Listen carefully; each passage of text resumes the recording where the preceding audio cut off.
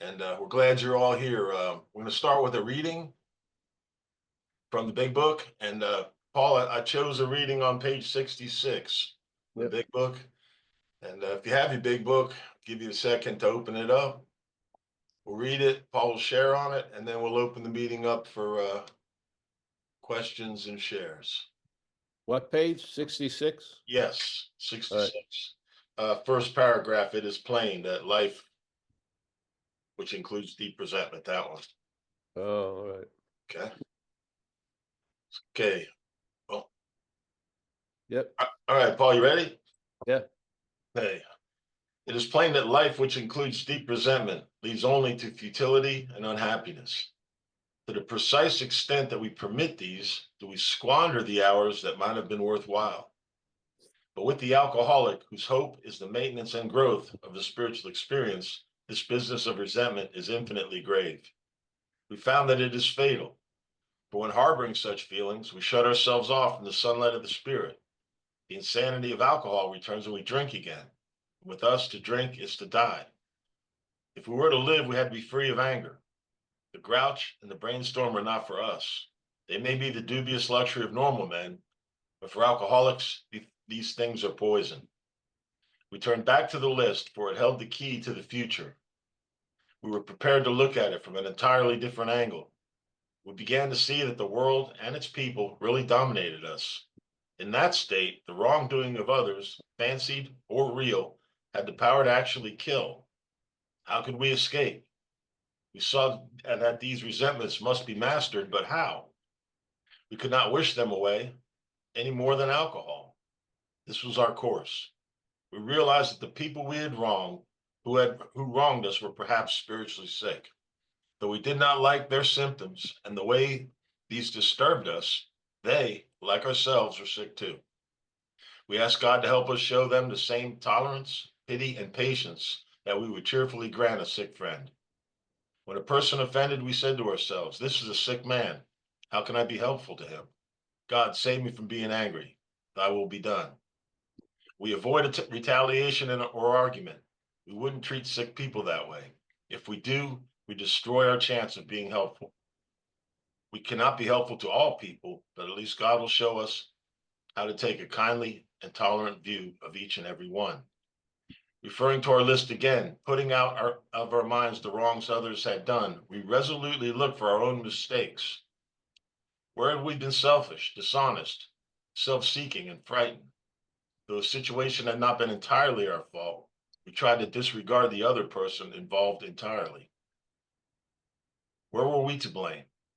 The inventory was ours, not the other man's. When we saw our faults, we listed them. We placed them before us in black and white. We admitted our wrongs honestly and were willing to set these matters straight. And I'll turn it over to you, Paul. Well, thank you, and welcome everybody. This isn't an AA meeting. We just, but most of us are from the community of recovery. Yeah, obviously, this is the meat of the matter, how it works, the chapter, how it works. And it is plain that a life which includes deep resentment leads only to futility and unhappiness. That's not plain to a lot of people.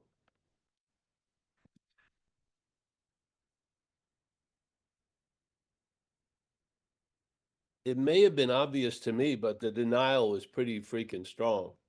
So I wasn't getting the benefit of observing the obviousness of the futility and unhappiness. I was just getting the futility and the unhappiness, and with a huge denial there. So it is plain now when you finally start sobering up, it becomes plainer, doesn't it? Yeah. That a life which includes deep resentment would be probably a domesticated resentment, yes? So resentment on the highway, someone cuts you over, and if you don't act out in the first minute or two, you're pretty okay at the next third exit off the highway, yeah? And basically it's forgotten, and then you just add it to all the thousands of people who have bothered you while you were driving. But but this idea of deep resentment has to be affiliated with the word my resentment, because my resentment can live for the rest of your life.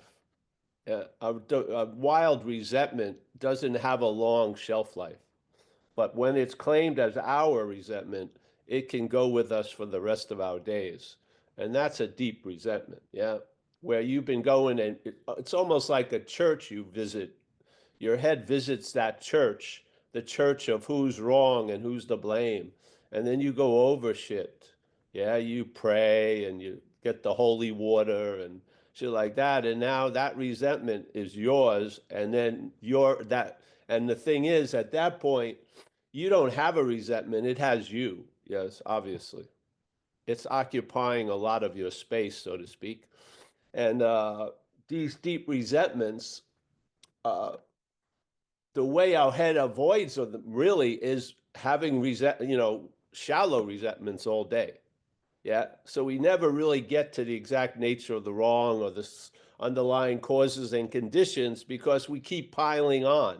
Just like when I came in, I noticed that the strategy, one of them that I was living under, was the way I avoided the old shit was constantly making new shit. Yeah. So I made so much new shit, I never could get back to the old shit. So I had all these shallow resentments, so I never could look at the deep resentments because I didn't want to look at those deep resentments. Yeah.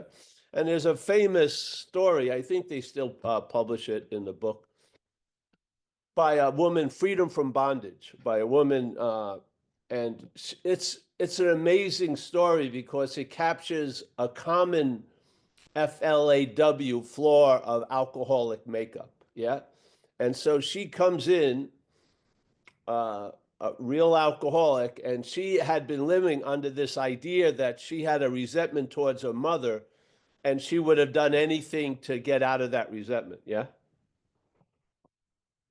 But when she sobered up and started looking at her real condition, she realized something in her, let's call it the head, was using that resentment towards her mother to to rationalize all these excuses of other failed situations, like her marriages and everything like that. So in one state, that which she thought, she was living under this illusion that she would do anything to get rid of it, the disease was praying to that. Yeah, it was like it was the golden calf of the disease, that resentment. And then she realized if she didn't get rid of this resentment or be freed from it, she was going to drink again. And in her case, to drink was to die. Yeah. So that was the one who presented the idea of praying for people, even if you don't mean it, praying them for have everything that you want. And after a while, you'll see that resentment towards that person seems to lighten up. Yeah. Just do it and see what happens. That was that suggestion that has become a rather large and common suggestion in AA came from that story, Freedom from Bondage. Yeah. So our attitude towards resentments on the surface may not be the attitude we're living with the resentment in the deep level. Yeah. That resentment may be the pulsing heart of alcoholism. And there's no way it wants to let it go. Yeah. Yeah. So it is plain that a life which includes deep resentment leads only to futility and unhappiness. Futility in what? In waiting for other people to change. Yeah. That may be a long wait. If your condition is primarily based on other people's conditions, it's not a very reliable situation, is it? To the precise extent that we permit these, wow, do you think they really sat and I imagine they put a lot of thought in using that word permit, don't you? It doesn't, it seems like an interesting word. It is plain that a life which includes deep resentment leads only to futility and unhappiness to the precise extent that we permit these. So we're complicit in it, yes? Where are we complicit in it? On the level of my. Yes.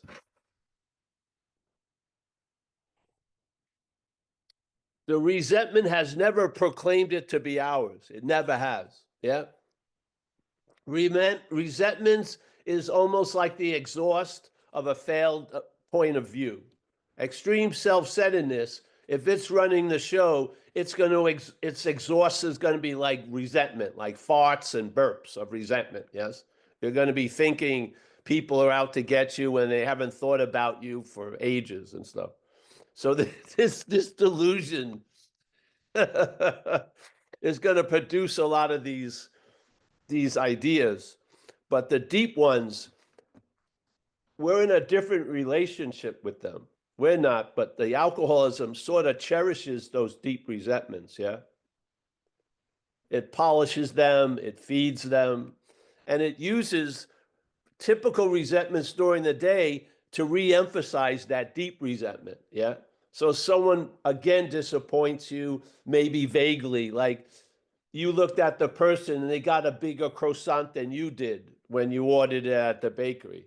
And then immediately your head triggers this giant gong of a deep resentment. And I always get the short end of the stick and whatever. Yes? So it takes advantage of the notes, the notes of the day to re-trigger that old note, which is the deep resentment. Yeah. And this is what kills us, obviously. And how it kills us, our complicity is mine. Yeah. I'm seeing the resentment as mine when it is a manifestation of self in one's life. I and you are seeing the resentment as ours when it is a manifestation of self in our lives. And through the manifestations of self, this is how we get defeated. Yes, there you go. So, but with the alcoholic whose hope is the maintenance and growth of a spiritual condition, is that your hope? Yeah.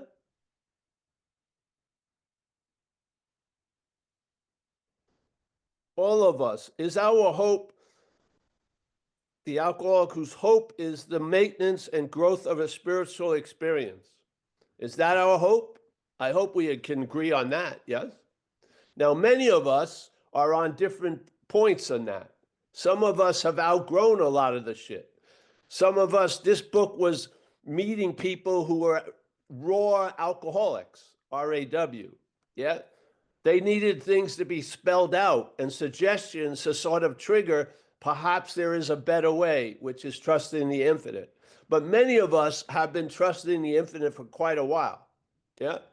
And so our relationship with resentments may be in a completely different condition right now. I do not call resentments mine. I don't. I see it as a manifestation of self in our life or in my life. I do not believe fear is mine. First of all, I believe mostly what we call fear is mental anxiety. Yeah, because there is not a shark in your room. Yeah. If there was a shark in your room and there was enough water to allow that shark to be in the room, you would probably be having fear right now, which is a valid emotion in that reaction. But we're imagining sharks all day, yeah, while we're on land. Even knowing that a shark can't climb up to land, we still are feeling anxiety constantly throughout the day. That's triggered by what the problem, and the problem resides in the head. So the problem can strum the instrument of fear by mental anxiety. By faith in the thoughts that are driving you crazy, you are driven crazy. Do the thoughts drive you crazy? No, they don't. Faith in the thoughts, and you can see it very easily because they're called yours, is what's driving you crazy. What? Yeah. So we want to make a decision to have that faith that's in the finite self be moved to having faith in the infinite. Yeah. And then look at how your life goes from there. And perhaps there's a better way. And you're going to probably come to a very clear conclusion. This is the better way. So if you see hopefully that you actually are a spiritual condition instead of a mental one or a physical one. You actually are a spiritual condition. Then the maintenance of the spiritual condition, the highest form of that would be being a spiritual condition, don't you think? I don't care how high your maintenance of a spiritual condition is if you're doing it as a physical, mental idea. It's much easier to maintain a spiritual condition being a spiritual condition. It just is. Yeah. Yeah. All right. So we found that it is fatal. Wow. The business of resentment is infinitely grave. We found that it is fatal. For when harboring such feelings, harboring, yeah, that means the boat has docked, yes?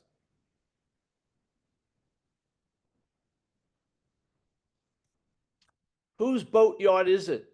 Is it the resentment's or is it yours? How is the resentment getting harbored in us?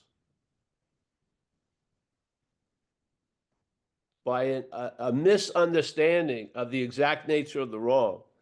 We're calling self manifestations, which is resentment, ours, and therefore the resentment gets to harbor in our little boatyard. Yes? It finds a home. It can grow in us, yeah? And become what? A deep resentment. Wow. You ever see those places where there's some huge fish? You wouldn't suspect. There's a show on YouTube. You go to this little creek and then they pull out this monster that's in the water. Like, how the hell did that freaking thing get in there?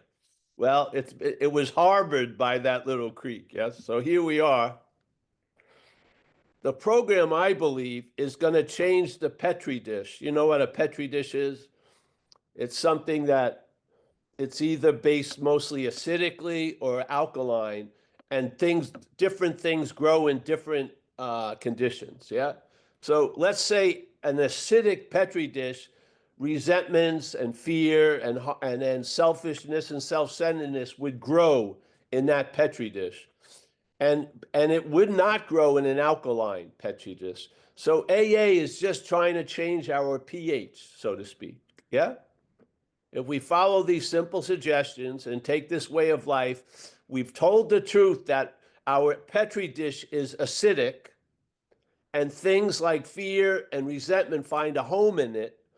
And we would like that to be changed. We make a decision, the third step, and then we get engaged in step 4 through 9. And our petri dish, we don't get a new well, we do in a way. The acidic gets turned into alkaline. Yes? Yeah. So now we're not harboring resentments. We're not a home for resentments anymore. We're not a home for disappointment because we're out of the outcome business. We're not a home for all this shit that used to dwell on us and on us, yes, that drove us to freaking to have a drink or a drug or an extra 8 slices of a pumpkin pie, whatever. Yeah. So the exact nature of wrong starts where we are. Yeah.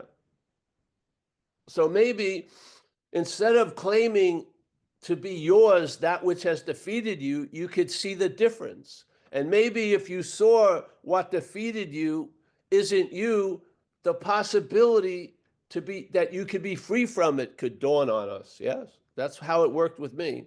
I saw self as representing something foreign to me. And as soon as I saw that, the possibility, hey, I could be free from it.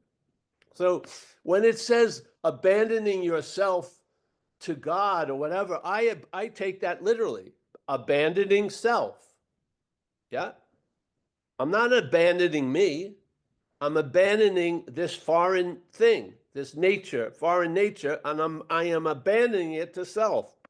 I'm giving it over to the higher power as best I can. Yeah. And then progress, not perfection. So we found that it is fatal. Fatal is a pretty strong word, eh? For when harboring such feelings, we shut ourselves off from the sunlight of the spirit. Ugh. It's like we've damned ourselves. We've dammed our water and separated from the vast water. Yes. And then we live as if we're in a fucking drought, so to speak. Yet it's just there's a huge amount of water. It's just being separated by a fucking imaginary dam that the mental state produces. Yes. So now we're separated and we become so unique and so terminal, it kills us. Yeah. Terminally unique is usually the condition we find ourselves when we come into AA. We cannot recognize that other people have the same calamities we do. We're completely consumed with the uniqueness of a condition that's commonly shared. Yeah. You are not the first person to be taken over. And you're not going to be the last person that's taken over. Yeah. That's why when they talk about the results and how it was in 1935 or 39 here, it sure sounds like 2025. Yeah. Because it's the same thing. Different time, different setting, but the same defeat. Yeah. And what defeated us? Self defeated us. Yeah. We found that it is fatal. For when harboring such feelings, you and I probably do not believe we're harboring feelings. We're probably in that same condition the woman was in. I'd do anything to drop this resentment. But in fact, you're harboring it, yes?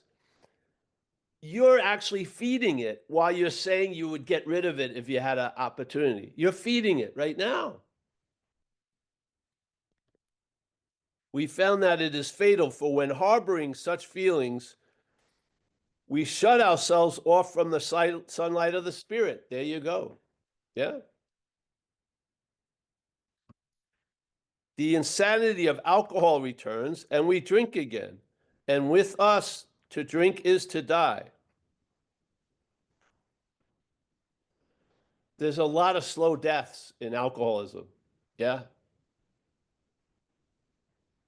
Yeah. To die can be a long event. Yes.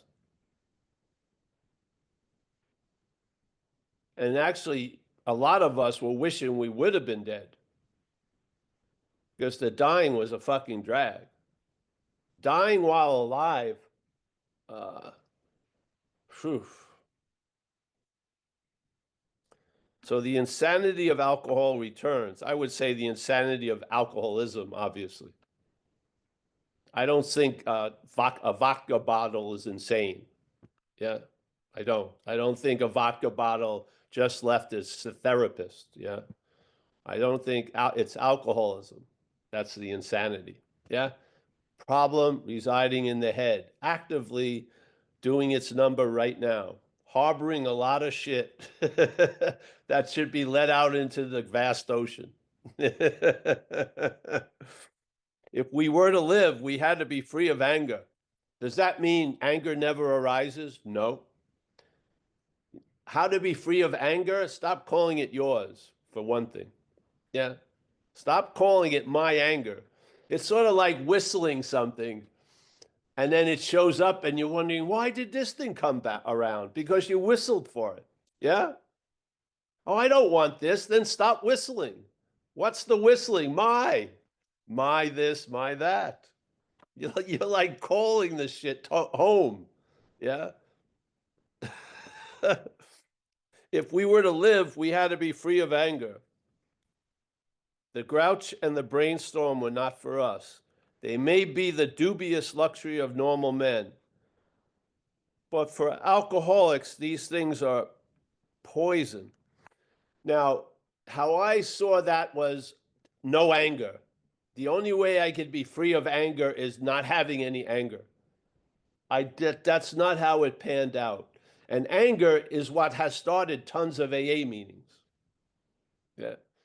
Anger is an incredible energy, actually, directed by something that has more wisdom than our little head. It can be quite profound in a lot of ways. Yes. And like those old bumper stickers. If you're not angry, you're not paying attention, actually, either in your own life or on a societal level. So anger is not something, it has a lot of value, a lot of value. It's my anger. That's the harboring of anger. Yes? It's different then. Yeah? Something that's wild, when domesticated, changes. When you domesticate all of these things like resentment and anxiety and shit like that, they change. They have much more oomph than if it's just, if you could see that everyone gets anxious, you'd probably have a much more forgiving attitude toward the anxiety in your own head. Yes? But no, you're always held to some other higher position, which is just it just doesn't freaking work, actually. So if we were to live, we had to be free of anger. The ground's the same thing of being free from self. Free from self, I'm going to tell you humbly, self is going to keep appearing because it's a mechanical mental activity, selfing. Yeah. So for you to be free of selfing, you'd need attendance. Like if someone called you to lunch, you wouldn't know who they were calling. You would need somebody to tell you, take you to lunch. You'd need to have people hanging out. Yeah. This is, you navigate in this world when they call Paul, Paul. Yes. So this idea, but the bondage of selfing is when it takes the place of what you are and becomes what you are, while never being what you are, never going to be what you are, and never was what you are. So we turn back to the list. The list is the inventory, obviously, for it held the key to the future. Yes, I'm saying, look at the list, and when you see you're rolling things, you're going to see self's rolling things. And I would hope that you would go into the inventory with my resentments, my fears, and my acting out, and leave with a recognition of it was self's fears, self's fucking reactions, and it's self's acting out through us, through you. And by recognizing it as not you, the doorway to be free from it becomes available. Like it says right here. We turn back to the sea, for it held the key to the future. We were prepared to look at it from an entirely different angle. Yes, this is what we're sharing. The different angle is seeing resentments as a manifestation of self in your life, and you are not self. Yeah. Fears, or really mental anxieties, manifestations of self in your life, you're not self. Stepping over people to get what you want, that's selfishness, self-seeking, and frightenness, not you. Both statements have self in it right there. That's an easy one. You should, this is like a multiple choice. You can't miss that one. Self. So you start recognizing what you were calling yours as something else's, and you get down to the exact nature of the wrong. The exact nature of the wrong is that it's foreign to you. It's like a flu that's taken residence in you, and you've been calling it Paul's ever since. Yes? And you harboring the flu keeps you in a flu-like condition. You keep harboring the flu by calling it you, and therefore you keep giving it shelter. Yeah. It says right here, we've been harboring this shit. We've become a home for it. Yes. Do you think the parasite's going to move on when it has such a numbed out host? Of course not. It's just going to suck you dry. And I'll tell you, man, my first 6 years of recovery was in Haight-Ashbury in the city, San Francisco. And I was just there the other day. I didn't see some of the people I used to see, but a couple of years ago I was there and I saw some of the same street people there that I saw like 25, 30 years ago. They were still cooking, smoking, drinking. I mean, fucking, yeah. They were surviving. Yeah. This parasite doesn't want to lose the host. It doesn't. So, well, we want to make it very concrete. We're not talking about an ego here. We're talking about a sense of self. A sense of self is that sense that feels like it has an ego or lost an ego, and then the ego came back. That sense of you before the ego is the sense of self. The ego, to me, is not capturing the sense of self. I believe the idea of ego is an objectification of selfing by selfing. It's like Dracula describing what a vampire would look like. So you go hunting for the vampires while the big vampire is sitting right with you.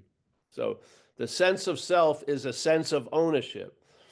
When you have thoughts, do you feel like they're yours? Bingo, sense of ownership. Feelings, my feelings, bingo, sense of ownership. Seeing, I'm the seer, ownership. Hearing, hearer, ownership. Doing, doer, ownership. It's a sense of ownership of shit you have absolutely very little to do with. Yeah. I would like to see you start from no thought and think. I like to check it out. Can you break it down? Let's slow-mo the YouTube tutorial and see it, all right? There's Ted, no thought. All right? Just vague absence, voidness. Suddenly, Ted rumbles, whatever that is, and then it's almost as if his sphincter muscle gets tight, like he's going to pop something, and then suddenly a thought, like a little bubble, comes out of the fucking massive ocean of void, and then not only that, the bubble seems to coincide with an observer of the bubble. There you go. You're now dancing with the devil. Yeah, there you go. Yeah. Do the thoughts affect the thoughts, or do they affect the observer of the thoughts? What? Do the thoughts affect the other thoughts? Have you ever seen a thought bite another thought? Have you? Have you ever seen a thought have a resentment for another thought? No. What bites, the thoughts are used to bite the ass of the observer of the thoughts. Yeah. Because the observer of the thoughts is presented as the thinker of the thoughts. Now, the thinker owns all those thoughts, and the thoughts seem to be pretty unruly. Yeah. And so when you try to herd the thoughts, they don't fucking listen to you. And then you start harboring a deep sense of powerlessness. Yes? When you're actually the source of all power, you start harboring these insane ideas. And it can bring you to the point where you hate yourself or you're your own worst enemy. This is what it's like. It's like taking ingredients and putting it in a pot and cooking a long fucking stew all day. This is what's going on. Yes? It says to us, have faith in nothing, yet you're having faith in that which is saying have faith in nothing. Don't you see it? Don't you see when the head said there's no one, no thing to trust, you're trusting that. That is the dilemma. The thing that says it has no faith, that's faith. You have faith that you have no faith. Yes? This is the condition some of us have been brought to by harboring all this stuff. Yeah. So there is a solution. I don't know where you are. If you're drinking or thinking about drinking, go do a meeting. Listen to other people. Put the chairs away. Maybe go out with somebody. Even if you get a decaf if you don't like coffee. Go out. Hang out. Let some time pass, because time is an elixir here. If you don't drink now, you may not drink tomorrow. And let this momentum build up, and then constantly more will be revealed to you. Yeah? About your prior condition and the new condition you're being developed into. Yeah? And you will truly realize there is a solution. And it may take you to a point where the problem will not exist for you anymore. And it will not look like how the problem described it. Yeah? It will be a loss of interest in the problem. Yeah. If you think you're going to destroy and get rid of the problem, it ain't going to work because it's a mechanical activity. In the programming of what we call Ted or Paul, there is a mechanical programming that's called self-centeredness. It's this basic system, yes, that everything we see, think about, feel is seen as how it pertains to us as this self. Yeah. So this self-centeredness is going to continue, but you can move away from the self-centeredness. Yeah. And instead of looking from it, you can see it. And when you start seeing it in recovery, when you see that stuff, you bring it to step 6 and 7, and you ask the higher power to reconfigure all that. Yes. And now you're in the living, perhaps there is a better way, which is trusting the infinite rather than finite self. You're living it. It's not like something you're going to do at 6 o'clock before chanting first and hyperventilating and then having faith in the infinite. No, it'll be daily. Yes, you'll be living in the state of having faith in the infinite.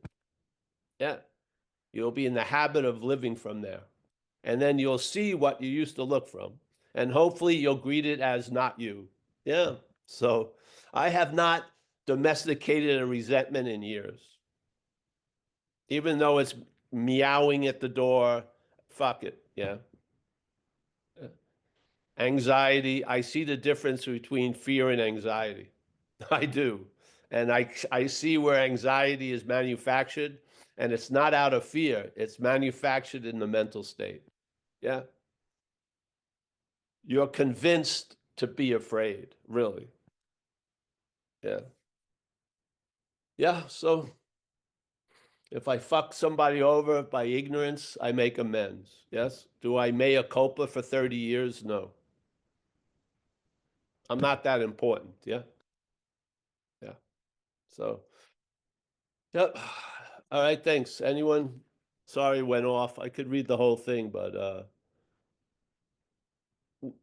Anybody who's got a question for Paul, use your bottom taskbar and the reactions to raise your virtual hand, and we'll invite you in.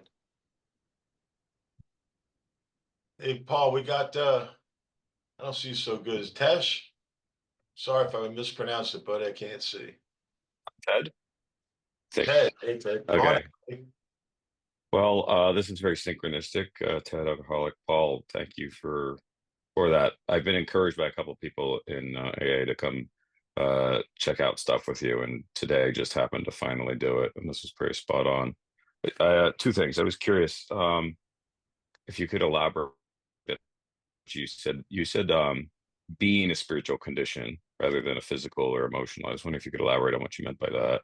Um, and yes. Yes. All right. Yes. And next.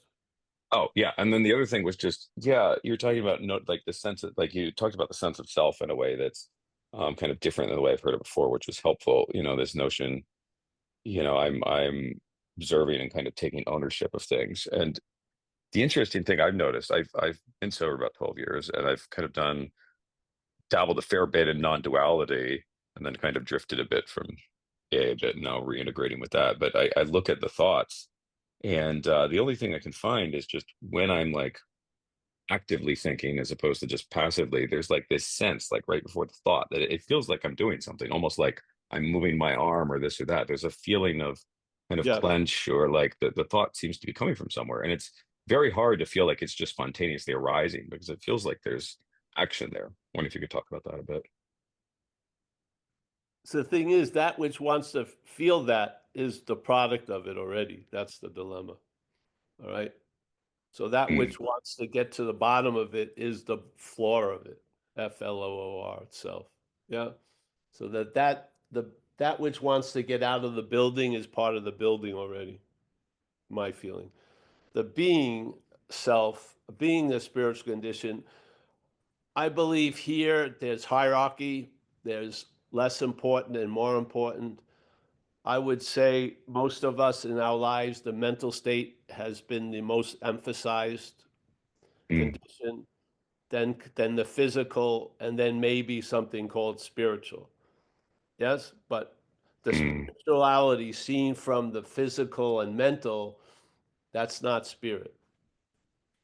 Yeah, that's like exercising, getting things better concerning the body and the head, the brain. Nothing right or wrong with it. But I humbly believe our inherent condition is of spirit, yeah, not of a thing. Yeah.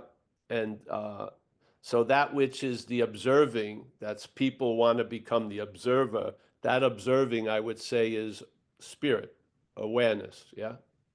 I Hmm. believe there's no time where it started or ended. I don't believe it's 6 feet tall, 180 pounds. I don't believe it's located one place and not at another place. It's incomprehensible for what I'm appearing to be to understand what it is. Yeah. So I think being dumbed down spiritually is pretty good. So I feel, and to me, the whole program is really diminishing the mental emphasis, literally. And then when the mental emphasis is diminished, the spirit becomes obvious instead of trying to find the spirit emphasizing the mental. Yeah. So I think just Mm. losing interest in the mental, the spirit is noticed in a much different way. So yeah, that's how I came around to it. So I'm into the idea that spirit reigns supreme no matter what's going on. And Mm. there's a great rest you can assure because you can assure that it's there. It always is, yes? So I feel that. And then what was the second one again? Well, it's kind of like just you talked about like the sense Oh, of the taking house, ownership yes. of thoughts and all that. Yeah. You're never But gonna, there's like a sense that feels so visceral, like it feels like there's action being done. So it's very hard to feel purely spontaneous with thinking. you don't have to. Just observe that and the cracks will be seen in time. Okay. Awareness is sort of like a water on a rock, yes? If you keep pouring water on the rock, the water changes the rock. The rock doesn't change the water, yes? The water Okay. changes the rock over time. This is the same thing. Yeah.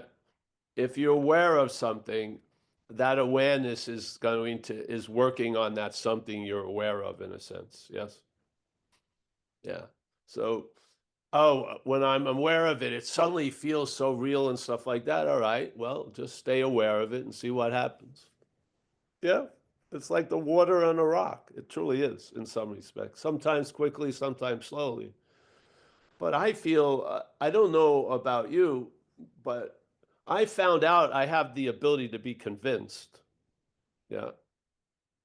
Yeah. And what this program is in a lot of ways, through life, you're going to be convinced of a lot of things, not by studying, but just by hearing a message and then having that message bring up all these files that were like, uh, never completed, like X-Files shit. No, I can't figure that out. And then shit gets revealed to you. Yeah. Being Mm. convinced is not, is really an ongoing effect of this influence of the higher power. During your life, you're Mm. going to be convinced of a lot of stuff. You're not going to have to go to a being convinced school. You're already in that school. You're going to be convinced. Yeah. And there's going to be a settling of things. And some things that you thought were going to go on and on will end completely. Yeah. And so on and so forth. So, yeah, buckle up, don't get up, stay on the operating table, don't play doctor, and there you go. You're being worked on, we Mm. all are. We're being worked on right now, sitting in this space. No matter we're in different locales, the spirit of this event is affecting us. It is. Yeah. Mm. This is what happens. You start becoming aware of that. And see, the real convincing, it comes from the inside out. The outside is used as examples, but the real convincing is held already in you. You know everything you're going to come to know. You know it already.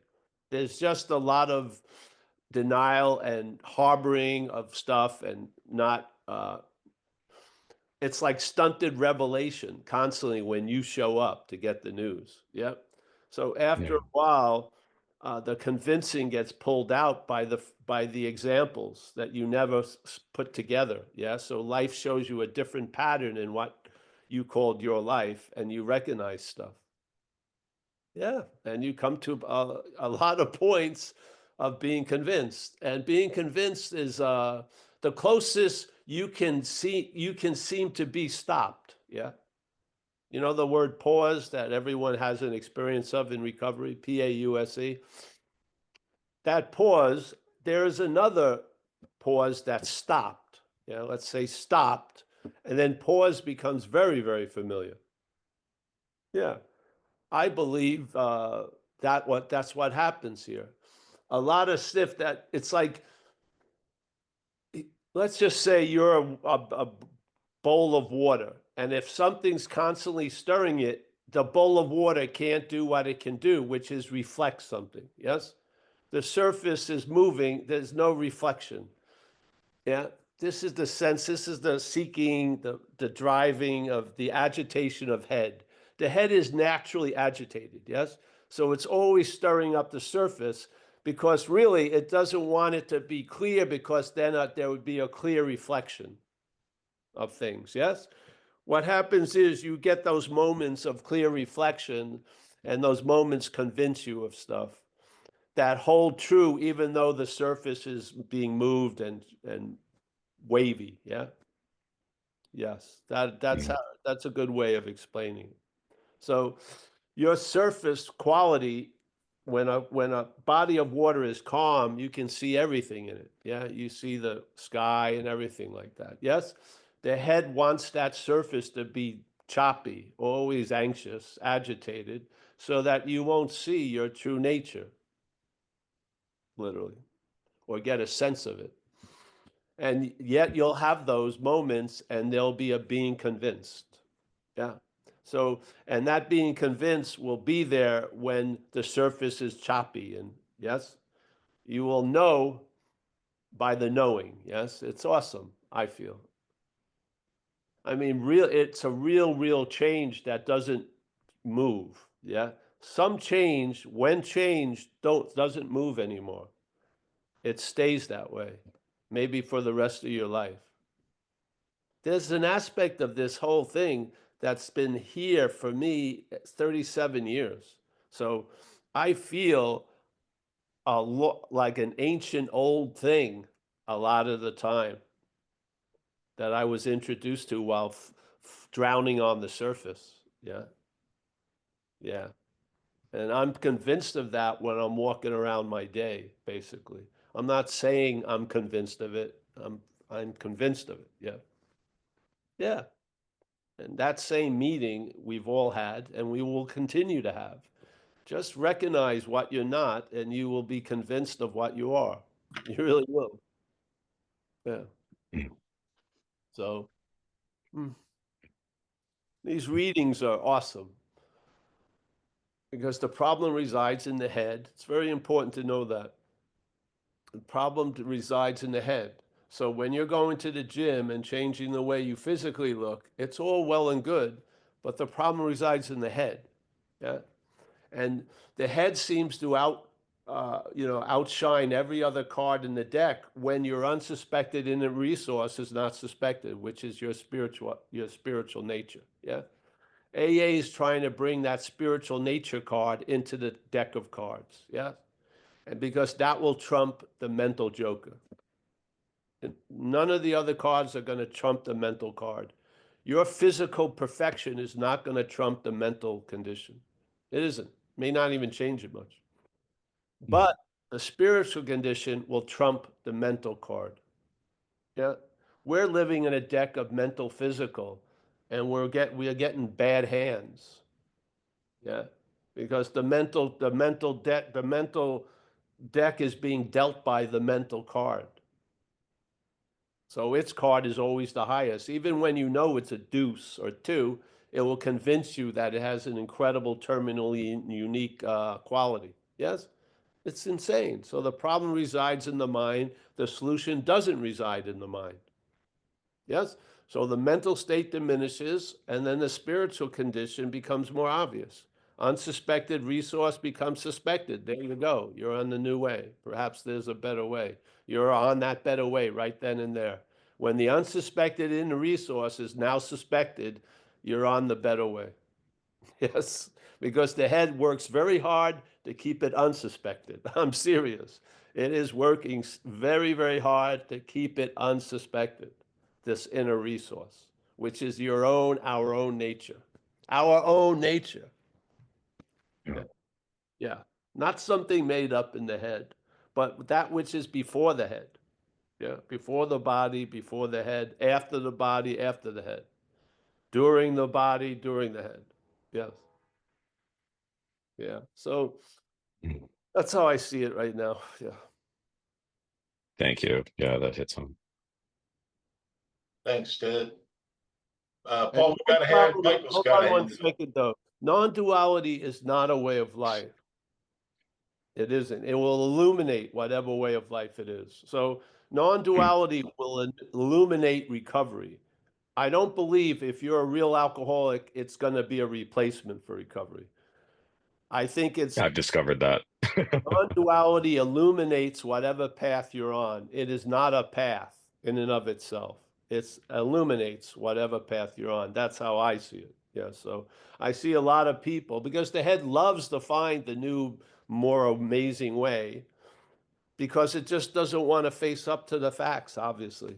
So as soon as you get the idea, it runs with it. And then, all right, if I'm not a self, then I'm not an alcoholic, and therefore I don't have to do the inventory. And then you're fucking drunk at the next non-duality meeting. Yeah. I've seen it over and over again. Yeah, yeah. If your action figure has crossed the line, then you should be so happy that light brought you to your solution. And your solution may entail a way of life, which entails a community and things you need to do that keep the action figure somewhat balanced. Yeah. And I hope what you need to do become habits so that you're in the habit of being sober. And then you can really entertain the ideas of non-duality because you won't be the agitated surface. Yeah. The non-duality, the real message comes from below. It's not found on above. It comes from below. It's the unsuspected inner resource. Yeah. Yeah. I feel. So yeah. All right. Anyone else? Oh, we have Michael. Come on, Mike. Hi, Paul. Hey, thank you, Ted. Yeah, nice to see you. I gotta end this pretty soon. I have to go at 12. All right, Michael, come on in. Thanks. You mentioned that anger can be useful if it's not harbored, if I understood you correctly. And I'm just wondering if that also no. applies It's to. what directs it. What directs it? If the head directs it, it may get you a 3-year prison term. Yeah. If you give it over and you see you're not the one who's angry, the angry has everything has value. Everything fucking has value. Everything here. Yeah. So anger has set off a lot of changes in other people's lives and people's lives. Anger is a valid emotion. I mean, like that's the bumper sticker. If you're not angry, you're not paying attention. And what about resentment? Resentment is different than anger. Anger is an emotion. Resentment is something that's manufactured by a bogus way of looking. Yeah. Self-centeredness manufactures resentment. Resentment is not a natural thing. Anger is an emotion.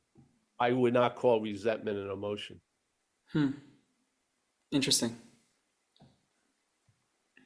Yeah. Look at your emotions. You'll see anger, fear. What we're calling anger, fear is resentment and mental anxiety, mostly. Yeah. We're living completely mental, completely mental. And then People have no idea what a feeling is. They can't see it when it starts or see it when it stops. And they mistake excitement as anxiety and anxiety as excitement.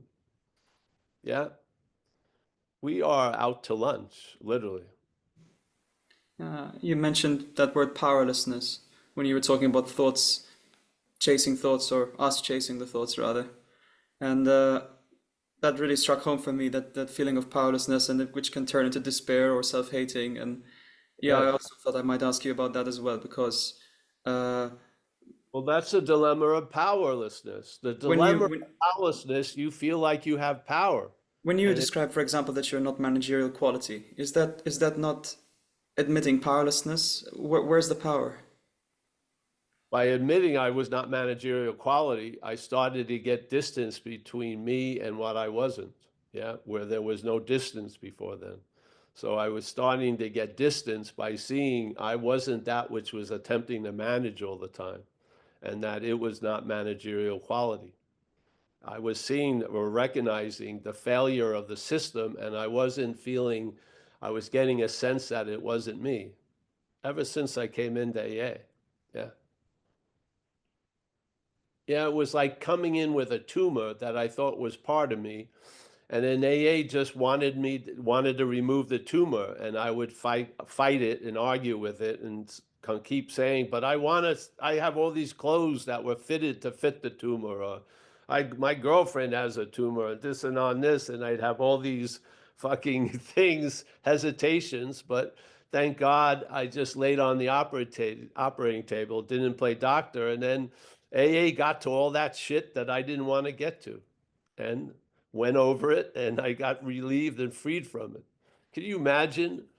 Uh, we have a story about it with the person who has a tumor and has never thought of it being as something foreign to it. So it's fit its life around the tumor. It's changed, it's tailored, its clothes to fit the tumor. It looks in weird websites about other people with tumors and meet another person with a complementary tumor, and on and on and on. And therefore, suddenly they hear the news that the tumor is not them. There's a hesitation to go for that solution because they got all this tailored clothing that fits the tumor. Their whole life, there's a lot of investment in it mentally. And therefore, there's like a pause or a reluctance to dive into the solution.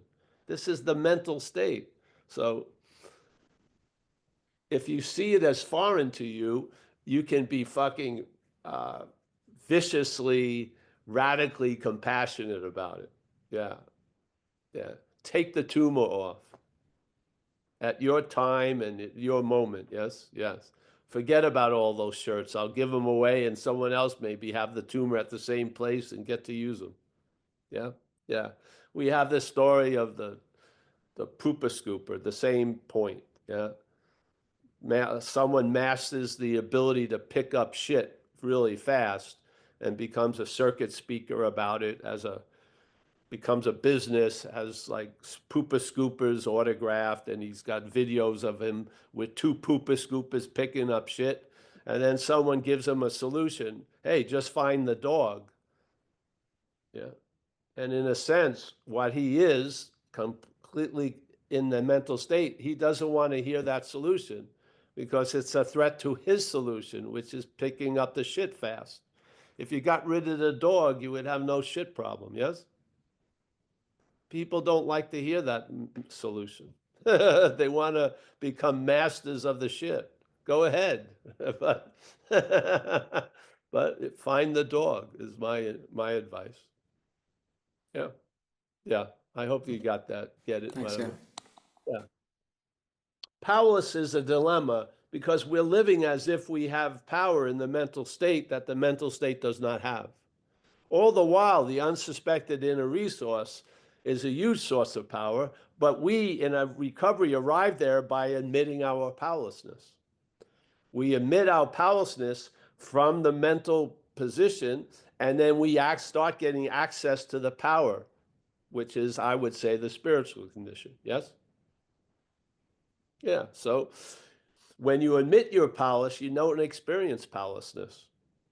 It's when you don't admit your powerlessness, you experience a lot of powerlessness. You get frustrated and shit like that because things aren't going the way you want them to go.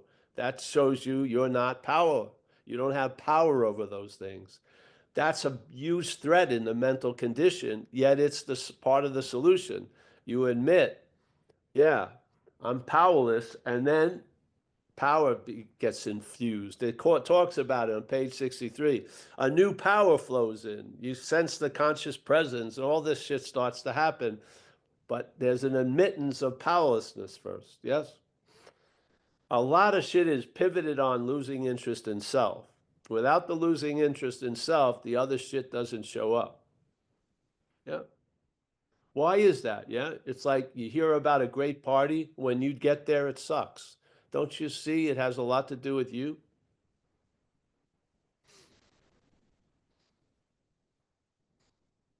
Don't you see that the you, the mental you, is what is actually causing your life not to be the life that you was hoping for? It has a different agenda. And it doesn't tell you its agenda. It sort of it tells you its agenda as you, so to speak. So you start adapting it to be your agenda, and it doesn't make you a happy camper. Yes, it usually doesn't. So yeah, perhaps there's a better way, and that's what we're talking around all day here. There is a better way. Yeah, there is a solution. Hallelujah. Yeah. All right. Anyone else or? That's it, Paul, so far. Yeah. I think that's enough, yeah, for today. Yes. I mean, we can pile on, but hey, just follow. If you feel something or some kind of sense, go with that than the thoughts. You know, just get used to maybe the first response would be the clearest one, not the first reaction. That's the mental state. But you are before the mental reaction. Yeah. You are that which is living now. Yes. The head is narrating a life. It's not living a life. It comes later. It does. Even you can watch it in time. You, as the doer, comes after the doing. It's implied to be before, but there's doing, and then there's the idea of being the doer. There is no doer without doing. None. None. But there's tons of doing without a doer. So look at the emphasis difference, yeah? The doing doesn't need a doer, but the doer, it is essential for the idea of the doer to have a doing. Has to. There has to be a claiming of the doing to imagine the doer. It's not like a natural thing. Doing does not give birth to a doer. The doer idea is made up. It's made up after the claiming of the doing. It's made up, literally. Yeah. As the Lord Buddha supposedly said, Lord Buddha, events happen, deeds are done, but there is no individual doer thereof. So events would be a lot of doing, I would imagine. Deeds is a doing. And he's saying there's tons of events and deeds, but there's no individual doer thereof. There you go. So there's doing without a doer? Yes. Is there a doer without doing? No. Yeah. We've been placed in a mental starting point, and then we look at the whole race of life from that starting point, and it becomes a fucking weird Monopoly game. Yeah. Perhaps there's a better way. All right, I'm going to start saying goodbye. Kathleen, great to see everybody. Someone stole Kathleen's identity, and Kathleen sent a beautiful card of thanks. Yes. Thank you, thank you, thank you for stealing the identity. Florida, John Florida, yes. Your identity has been stolen also. Artur's, your identity stolen. Kathy stolen. Axel stolen. Peter stolen. Rico stolen. Vlad stolen. Ted stolen. Chris stolen. Brian stolen. Alex stolen. John stolen. Michael stolen. Joseph stolen. Maria stolen. Virginia stolen. Martin stolen. Do not call the lost and found. Dennis stolen. Stephanie. Stephen. Annette. Barbara. Roman.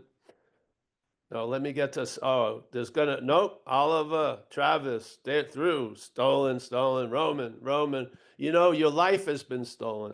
Now now that which seemingly stole your life has been stolen. Your identity. Drew, Stephanie, everybody. Yes.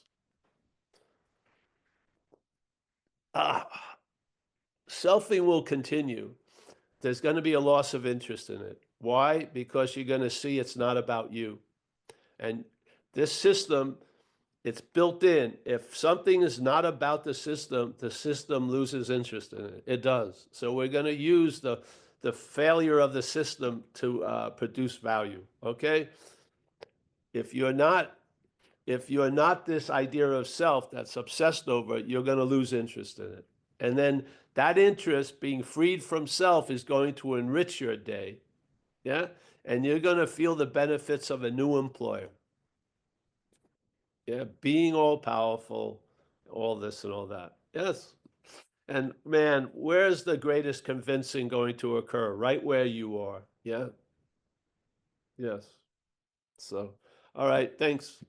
See, Travis, Drew, Roman, Dennis, Stephanie. Yes. Don't call the authorities about your stolen identity. Just, yeah. Just please don't report anything. Okay, the identity doesn't even know it's been stolen. The identity still thinks it's you. Now you know it's a stolen identity. Just let it, yeah. All right, thank you, everyone. Rico, everybody, thanks so much. See you guys soon. Thank you for your love and service, John. Oh, we'll be here today at 4:30. Paul. Here's Paul. Thanks, John. Thanks, Thanks, Ray. Paul. See you later. Martin, thanks.